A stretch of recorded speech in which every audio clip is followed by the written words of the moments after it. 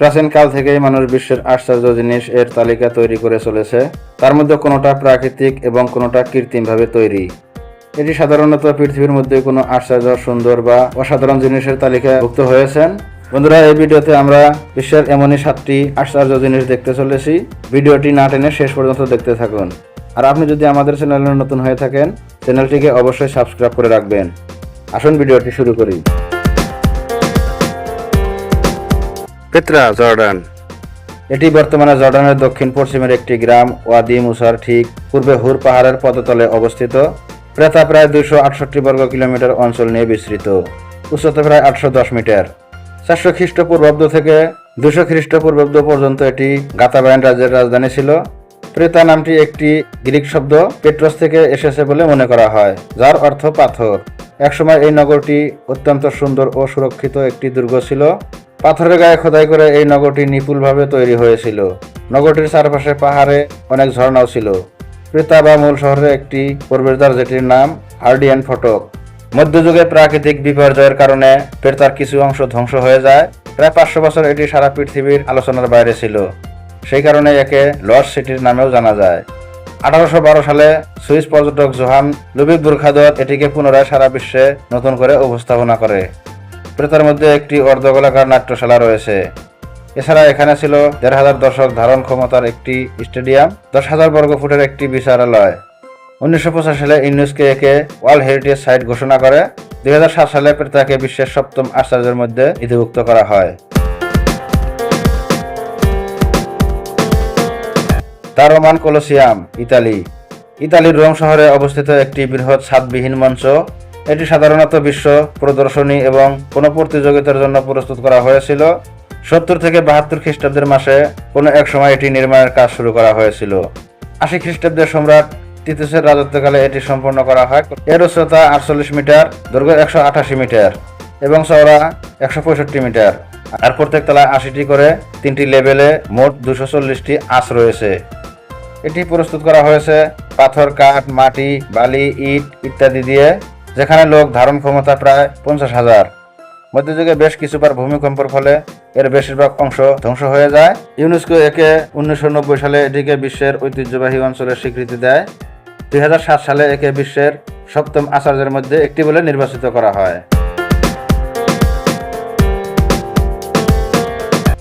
Chichen Itza, Mexico. Chichen Itza মেক্সিকোর উত্তরে ইউকাতান উপদ্বীপে অবস্থিত মায়া সভ্যতার একটি বড় শহর। এই শহরটির আয়তন ছিল 100 বর্গ কিলোমিটার। অনুমান করা হয় প্রায় 1400 বছর আগে 600 সালে এটি নির্মাণ করা হয়। এই চিচেন ইৎজার কেন্দ্রে অবস্থিত ছিল একটি পিরামিড। এটা প্রি কলম্বিয়ান যুগের একটি কেন্দ্রবিন্দু। এই পিরামিডটি মূলত সূর্য দেবতার মন্দির হিসেবে পরিচিত ছিল। এই পিরামিডটির চারদিকে 99টা করে সিঁড়ির ধাপ রয়েছে এবং সব মিলিয়ে মোট 365টি সিঁড়ির ধাপ আছে। এই শহরটিতে প্রায় 50,000-এরও বেশি মানুষ বাস করত। এই শহরটিতে একটি বিমানবন্দর থাকায় এখানে একটি বাণিজ্য কেন্দ্রও গড়ে ওঠে। 1988 সালে এটি বিশ্ব ঐতিহ্যের অংশ হিসেবে গৃহীত হয়। 2007 সালে এটিকে বিশ্বের 7ম আশ্চর্যের মধ্যে অন্তর্ভুক্ত করা হয়। প্রতি বছর প্রায় 20 লক্ষেরও বেশি মানুষ চিচেন ইৎজা দর্শন করতে যায়। 2007 সালে এটি মেক্সিকোর সব থেকে গুরুত্বপূর্ণ স্থান ছিল পর্যটকের কাছে। Machu Picchu, Peru. Machu Picchu পেরুর সবচেয়ে আকর্ষণীয় দর্শনীয় স্থান। এটি কুস্কো থেকে 70 কিলোমিটার উত্তর পশ্চিম সমুদ্রপৃষ্ঠ থেকে 2400 মিটার উচ্চতায় পাহাড়ের চূড়ায় অবস্থিত। এটি 2 পাহাড়ের সংযোগস্থলে অবস্থিত। এই শহরটি 1450 সালের দিকে নির্মাণ করা হয়। এই শহরটি নির্মাণের 100 বছরের মধ্যে এটি পরিত্যক্ত হয়ে পড়ে। ইনকা সভ্যতা স্পেন দ্বারা আক্রান্ত হওয়ার কারণে এটি ধ্বংস হয়। তারপরে কয়েকশো বছর এই শহরটি অজ্ঞাত অবস্থায় থাকে। এরপর 1911 সালে এক মার্কিন ঐতিহাসিক এই শহরটি খুঁজে বের করেন এবং এটিকে বিশ্বের নজরে তুলে ধরেন। তারপর থেকে মাচু পিচু পর্যটকদের কাছে একটি আকর্ষণীয় দর্শনীয় স্থান হিসেবে বিবেচিত হয়। 1981 সালে মাচু পিচুকে পেরুর সংরক্ষিত ঐতিহাসিক এলাকা হিসেবে ঘোষণা করা হয়। এই শহরটি পুরানো ধ্বংসাবশেষ ছাড়াও রয়েছে প্রাকৃতিক উদ্ভিদ, জীব এবং বৈচিত্র্য। 1983 সালে ইউনেস্কো এই মাচু পিচুকে বিশ্ব ঐতিহ্যবাহী স্থানের তালিকায় অন্তর্ভুক্ত করে এবং 2007 সালে এটিকে বিশ্বের 7ম আশ্চর্যের মধ্যে নথিভুক্ত করা হয়। The great wall of China. এটি হলো বিশ্বের দীর্ঘতম প্রাচীর। খ্রিস্টপূর্ব 5ম শতক থেকে 1600 শতক পর্যন্ত চীনের উত্তর সীমান্ত রক্ষার জন্য এই প্রাচীরটি তৈরি করা হয়।